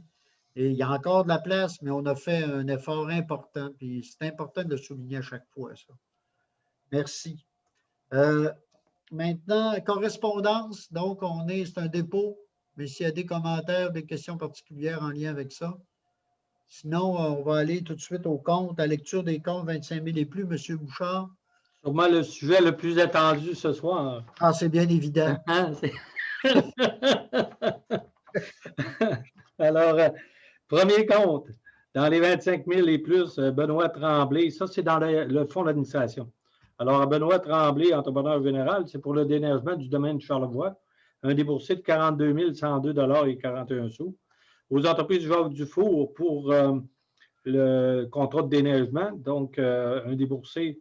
Il y a aussi l'allocation d'un souffleur là-dedans, là, mais un déboursé de 109 519,40 $. L'Association touristique régionale de Charlevoix pour notre cotisation annuelle 2021, un paiement de 29 042,12 $. On a aussi Hydro-Québec pour différentes installations de la ville, un paiement pour notre compte d'électricité de 26 246,47 $. Un chèque à faire aussi à la Société de l'assurance automobile du Québec pour l'immatriculation de différents véhicules. Là, il y en a une dizaine, donc un paiement de 33 837,44 $. si on a dit, il y en a un dernier, excusez, à Réseau Biblio pour en fait, notre adhésion 2021 au réseau. Alors, c'est un déboursé de 28 725,92 $ qui est à faire. Quand on les additionne au paiement des 25 000 $ et moins, ça totalise un déboursé de 522 205,35 $. Maintenant, dans le fonds d'investissement, on a Investissement Charlevoix pour notre contribution dans le cadre de l'entente promoteur à la construction de la rue qu'il y a eu dans le secteur René Richard, donc pour la rue Alfred Morin. On a, en fait, c'est la rue Saint-Aubin, un déboursé de 135 870,26 $. À Unibec, ça a rapport avec notre projet de centrale d'énergie à la biomasse, un paiement de 254 269,08 $. Et finalement, à Filtrum, ça a un lien avec le projet de décrieur à nos stations d'épuration, un paiement de 378 872,51 $. Quand on les additionne, ces comptes-là, de 769 711,85 $ aux autres de 25 000 $ et moins, on vient totaliser 808 670,47 $. Ça complète, M. le maire. Des questions? Je rappelle là, que les gens ont pu poser les questions qu'ils avaient aussi déjà, mais s'il y en avait d'autres, allez-y. Sinon, je vais prendre une... Ah, monsieur Fizette? Oui, juste pour... je ne sais pas si on en a parlé, mais Domaine Charlevoix est à cheval sur 2 municipalités. Est-ce que les frais sont aussi partagés avec l'autre municipalité? OK, c'est bon. Ils sont à cheval aussi, les frais, M. Fizette. Il y a des ententes. Il y a déjà des ententes en lien avec ça. Tout à fait. Ça représente le montant que je nommais, là, ça représente notre part à nous. OK. Juste notre part, OK. Oui. Donc, est-ce qu'il y a une proposition pour l'adoption des comptes? Oui, Michael Pilote, appuyé de Michel Fizette. Maintenant, période d'intervention des membres du conseil. Est-ce qu'il y a des... là, il y a des pouces levés, mais je vais attendre des mains levées pour vous donner la... Monsieur Boilly. Merci, M. le maire. Je me permets, sans être vraiment original ce soir, étant donné que c'est le 8 mars, c'est la journée internationale de la femme, et surtout, mettons, au niveau personnel, je me permets en fait de souhaiter une belle et bonne journée à nos dames et à nos femmes qui nous entourent, puis également qui nous côtoient, qu'on côtoie, pour leur exprimer mon appréciation personnelle là, sur votre présence, tant au niveau personnel qu'au niveau professionnel, qu'au niveau sportif et autres. Maintenant, au niveau des hommes, si vous n'avez pas donné quand même ce soir des fleurs ou du chocolat à vos dames préférées, ne vous sentez pas coupable, hein?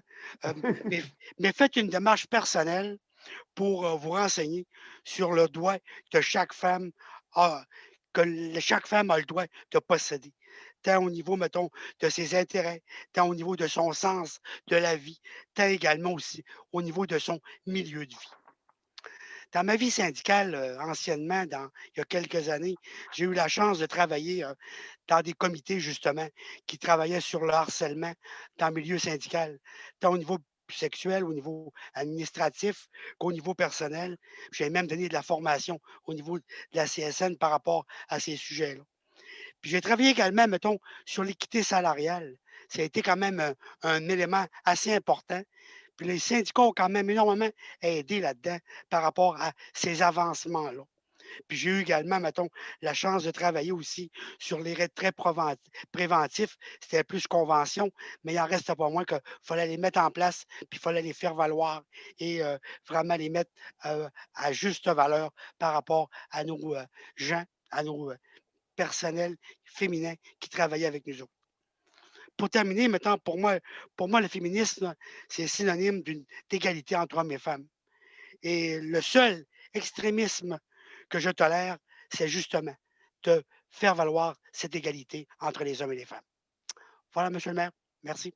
Merci, M. Boilly. D'autres prises de parole? Mme Lamy. Oui, Ben, Monsieur Boily, je vous remercie pour les fleurs, hein, et pour les souhaits pour toutes les femmes.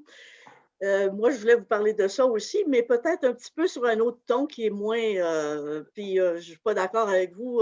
C'est sûr que je ne pense pas que parler d'égalité en termes d'extrémisme, c'est tout à fait ce qu'il faut dire. Je comprends votre point de vue, cependant, là, je comprends ce que vous voulez dire, parce que vous y tenez, mais peut-être que ce n'est pas tout à fait ça. Mais bon, aujourd'hui, c'est la Journée internationale du droit des femmes. Et je pense que c'est le moment peut-être de faire le point, hein, de faire le point sur, c'est toujours cette journée-là, mais on le fait durant l'année. Je pense qu'il faut constater, moi je dis deux grandes choses. D'une part, le grand progrès qui s'est accompli depuis des années pour les conditions des femmes, tant du point de vue économique, du point de vue social et du point de vue culturel aussi.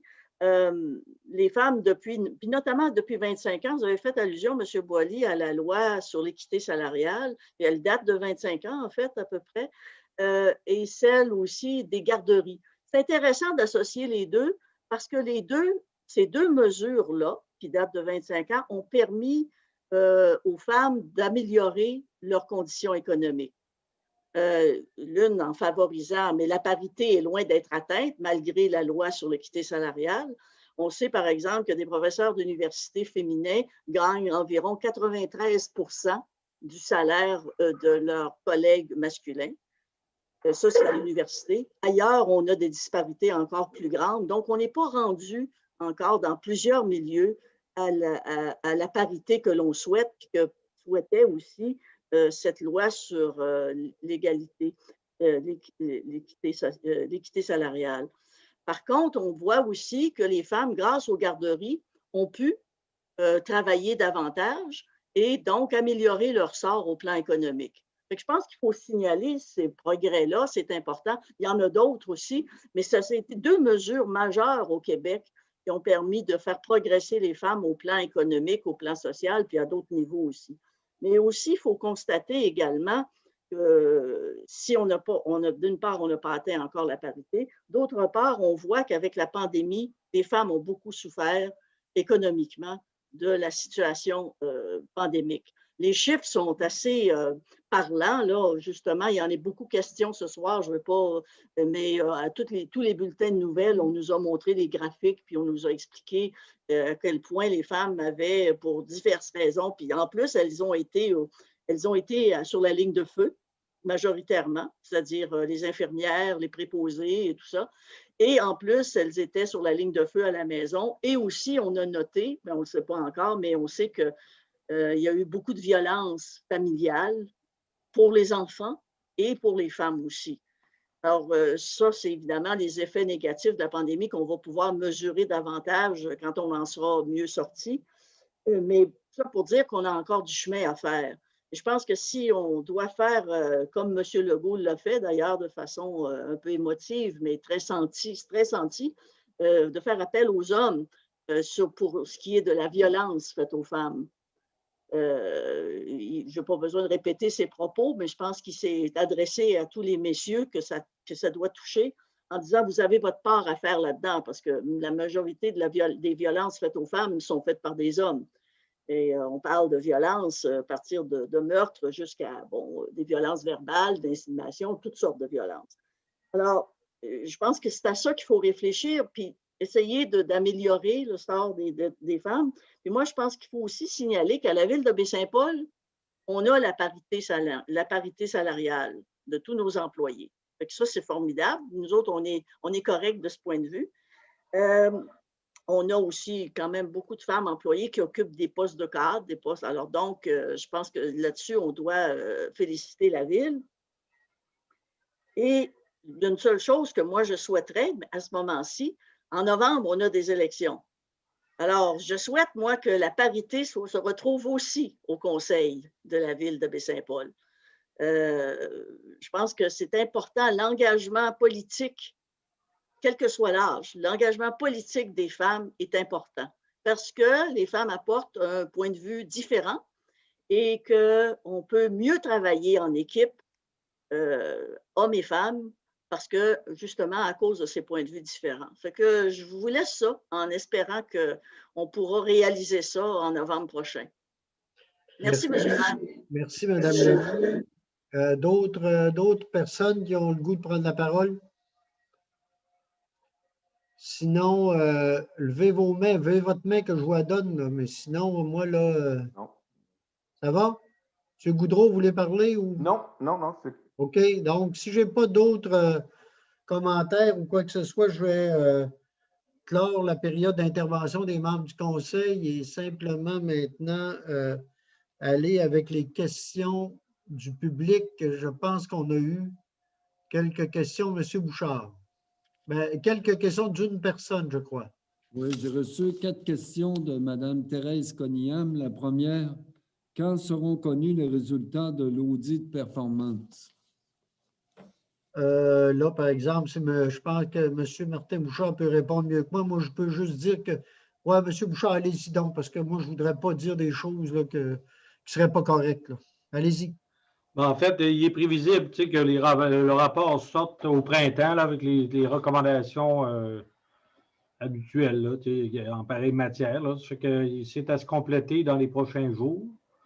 La commission va prendre acte de tout ce qu'elle a amassé puis formuler son rapport. Puis, il faut bien rappeler là, que c'est un audit de performance, mais au niveau budgétaire. Hein. C'est sur la démarche budgétaire. C'est sur un point bien précis. Là. Ils n'ont pas fait le tour de l'ensemble de la ville avec tous ses services. Là. M. Bouchard, n'est-ce pas? Ben, en fait, en touchant je vous dirais qu'en touchant au budget, on touchait à peu près à tout. Non, mais s'ils travaillaient sur le processus oui, quand même. C'est ça, exactement, sur le processus budgétaire. Là, ils ne sont pas allés aux travaux publics pour voir si l'argent est bien dépensé ou pas. Là. Non, c'est pas l'objectif. Hein. L'objectif, c'est de voir... Non, mais c'est ça que je voulais qu'on dise. C'est ça, oui. OK, dans ces termes-là, vous avez raison. Et, tu sais, je voulais dire, c'est vraiment sur la question du processus budgétaire. Ils voulaient analyser notre... On a été tiré au sort, rappelons-le, hein, tiré au sort. Puis l'idée est qu'ils vont prendre les bons et les moins bons, puis ça soit transférable également à d'autres municipalités. Hein. C'est l'objectif. Puis l'objectif, vous savez, ça sera une photo sur des années antérieures. Hein.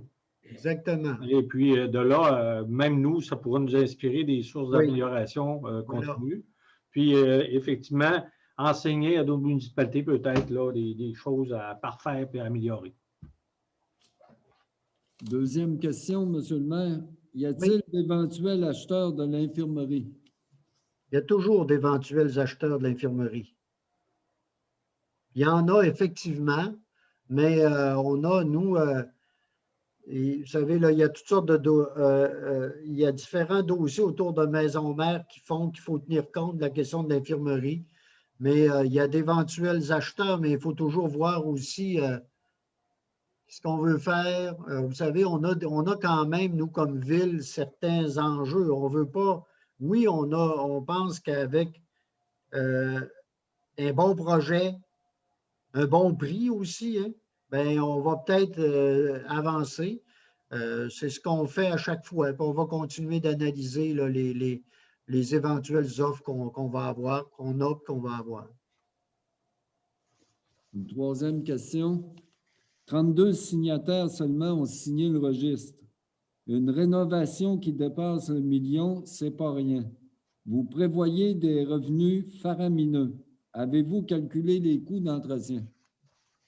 Bien, moi, c'est dur pour moi de répondre à ça parce que nous, vous savez, on a mandaté une corporation pour gérer Maison Mère. La corporation, c'est la corporation de gestion des Petites Franciscaines de Marie qui gère d'un conseil d'administration sur lequel il y a 3 personnes de la ville. Moi, j'y suis, présidé par M. Julien Dufault. Moi, j'y suis, M. Goudreau y est, M. Bouchard, Martin est là également. Ça appartient à la ville, mais c'est géré par une corporation. Et le projet qu'on a eu, qui a été présenté à la population, qui a été présenté au conseil de ville, qui a été présenté à la MRC, il a été monté par Maison Mère, les différents intervenants de Maison Mère qui ont monté ce projet-là. les revenus faramineux, peut-être qu'on va loin d'un terme. Là, ce qu'on a dit, ce qui est dit dans la proposition, dans le plan d'affaires qui nous a été présenté, c'est qu'on pense qu'en améliorant l'offre en hébergement locatif, puis l'hébergement de travailleurs, c'est clair qu'on va pouvoir, à partir des demandes qu'on a actuellement, de certaines offres qu'on a, on va améliorer les revenus. Ça, c'est clair. Et on nous donne des chiffres, on nous a donné des chiffres qui nous démontrent qu'on va l'améliorer et qu'on va atteindre un certain équilibre budgétaire. À partir de l'an prochain, on pourrait arriver à avoir un équilibre budgétaire. L'équilibre budgétaire, puis je sais, il y a une autre question par après, là. Non, là, la question, les coûts d'entretien. Nous, la Ville, là, cette année, on va verser dans l'opération de maison mère au-delà de 700 000 $. Le projet qui est présenté, qui nous a été présenté, puis qu'on espère va se réaliser, va diminuer ces coûts-là à autour de 400 quelques mille dollars pour la Ville de Baie-Saint-Paul. C'est beaucoup, c'est vrai, mais c'est un équipement municipal maintenant. Même chose que pour la bibliothèque, que pour l'aréna, que pour le carrefour culturel, que d'autres équipements également, donc qui sont des équipements dédiés à notre population, dans lesquels il y a des services aussi pour lesquels on paie comme... Puis on s'est engagé aussi auprès de Maison Mère pour les prochaines années de pouvoir conserver l'espace muséal, incluant la chapelle, le jardin de François également. Puis on a de nos organisations à nous, je nomme le jardin d'enfants, les fermières, des gens qui sont là, et donc qui profitent de locaux intéressants. Donc, voilà, et nous, l'objectif, puis je pense que ça a été très bien documenté, l'idée, c'est qu'avec les revenus qui vont être faits, avec une continuité dans l'amélioration au niveau des dépenses, on arrive à des coûts qui vont faire qu'on va de beaucoup baisser la pression sur la participation de la Ville et d'améliorer les revenus de maison mère. Puis je pense que globalement, c'était assez réaliste. On ne s'est pas lancé, je pense, de la part de Maison Mère, là, dans une sorte de rêve quelconque. On est allé avec je pense, une approche assez conservatrice de la situation. Puis comme on l'a dit l'autre jour, là, puis d'autres, je vois M. Goudreau qui opine et tantôt dira peut-être quelques mots, mais moi, là, on l'a dit. Et je pense que les gens, l'ont bien compris. D'abord, il y avait la majorité du conseil, l'unanimité du conseil municipal. Deuxièmement, je pense que les gens ont bien compris que si on n'intervient pas là, à ce niveau-là, et là, là, il va falloir se poser des grosses questions sur l'avenir de Maison Mère. Moi, je pense que l'intervention qu'on fait actuellement vient nous permettre d'assurer une certaine pérennité à Maison Mère. Et moi, je pense que les gens l'ont assez bien compris et c'est ce qui fait. Écoutez, là, il y a 32 personnes qui sont venues signer, puis je pense qu'il faut les respecter. C'est normal, ça fait partie du processus qu'il y ait des questionnements. Mais moi, je pense qu'on est face à comme on dit des fois, on est face à un projet là, où il faut aller de l'avant.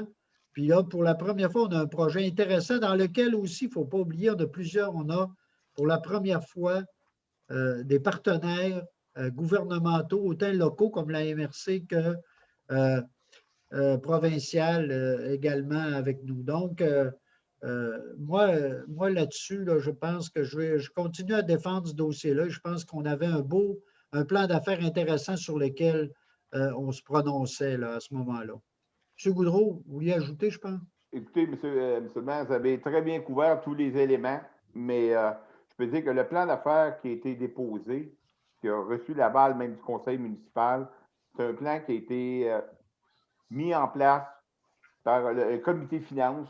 On a passé beaucoup d'heures, puis de dire qu'on garoche des chiffres faramineux, je me questionne, mais il y a une chose qui est bien claire, c'est qu'il fallait enlever la pression financière de Maison Mère envers la dépendance de la Ville. Et puis moi, je suis confiant, plus que confiant, que la Ville va payer pour les locaux qu'elle utilise en fonction des engagements qu'on a pris quand on en a pris possession. Mais au-delà de ça, Maison-Mère va faire ses frais au niveau opérationnel. On n'a jamais dit que ça ferait des millions de dollars de profit. C'est pas ça qu'on dit. Mais au moins, on va être capable de carrément boucler le budget à la fin de l'année. Puis, l'autre chose qui est bien importante, on ne l'a pas assez dit, je vais le répéter, depuis le début qu'on est propriétaire de Maison-Mère, on a réduit les coûts d'opération en sabrant ici et là plus de 155 000 $ par année. Ça, là, pour moi, là, c'est. Il y a pas une. Il y a quasiment tous les mois, le comité de finances, au-delà du CA de Maison-Mère, le comité de finances se réunit, on scrute tous les chiffres, sont scrutés à la loupe sur une base mensuelle. Puis moi, je m'en fais quasiment le devoir, comme représentant du conseil auprès de Maison-Mère, de gérer ça comme si ça m'appartenait personnellement. Puis, plus ça va, j'en suis de plus en plus fier. Tu sais, mon année, je me suis attaché aujourd'hui, je vois Maison-Mère, pas juste comme pour moi, là, je le vois comme un incubateur de nouvelles entreprises. Et à quelque part, là, il y a combien d'entreprises qui vont passer à Maison-Mère, qui ont passé à Maison-Mère, puis qui vont prendre de l'expansion? Je pense que ça joue le rôle qu'on voulait y donner. C'est le point que je vais compléter, M. le maire, sur le point de Maison-Mère. Merci, M. Goudreau. Il y a d'autres commentaires, ça va? D'autres questions, M. Bouchard? À combien se chiffre la dette? La dette au 31 décembre 2020, la dette était de 39 290 000 $ environ. Et de ça, il faut soustraire 1,6 million du gouvernement du Québec. Donc, c'est une dette au 31 décembre 2020 qui était de 37 655 000 $. Monsieur le maire, permettez une petite question. Le RFU est à combien pour Baie-Saint-Paul? Il est à 1 milliard 100 millions, je pense, là, à peu près. Environ 1 milliard 100 millions. Oui. En 2020, c'est 1 milliard 329 975. Ah, mais même mieux, regarde, hey, je gagnais 200 millions, je ne savais pas moi. Ce RFU-là, Ghislain, il a augmenté depuis 2017, là, il a augmenté de 181 millions de dollars. Merci, Michel. Parce que depuis 2017.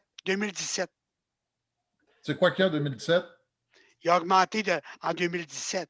Depuis 2017. Oui, exactement, de 181 millions. Puis ça, ben, c'est parce qu'il y a eu plus de valeur foncière. Là. Oh, oui. C'est ça que ça veut dire. En tout cas, il est entre 1,1 puis 1,3 milliard. Regardons juste la question là, des revenus qu'on a cette année. Là. On n'a pas augmenté le niveau de taxation, puis le budget est supérieur à ce qu'il était l'année précédente. C'est pas sans raison, ça. C'est parce qu'à quelque part, le RFU a augmenté, notamment. Pas que ça, mais notamment. Oui, donc, d'autres questions, M. Bouchard? Non, M. le maire. Ça va? Oui. Donc, écoutez, merci. Il me reste à vous remercier, tout le monde. On a nos journalistes. Mais on va peut-être arrêter l'enregistrement, puis on passera si les journalistes ont des questions par la suite. Donc, il me reste à saluer les gens qui nous écoutent par le biais de Zoom et espérer qu'on achève, là, que c'est une des dernières fois qu'on le fasse et qu'on puisse se retrouver à un moment donné. Mais quand même, je pense qu'on se doit d'être optimiste. Les choses évoluent assez bien de ce côté-là pour la pandémie. Autrement, bonne fin de soirée à tout le monde, puis au plaisir. Une proposition, s'il vous plaît. Je propose la levée de l'Assemblée. Une proposition. Ça prend un proposition secondaire. Oui, OK. C'est beau.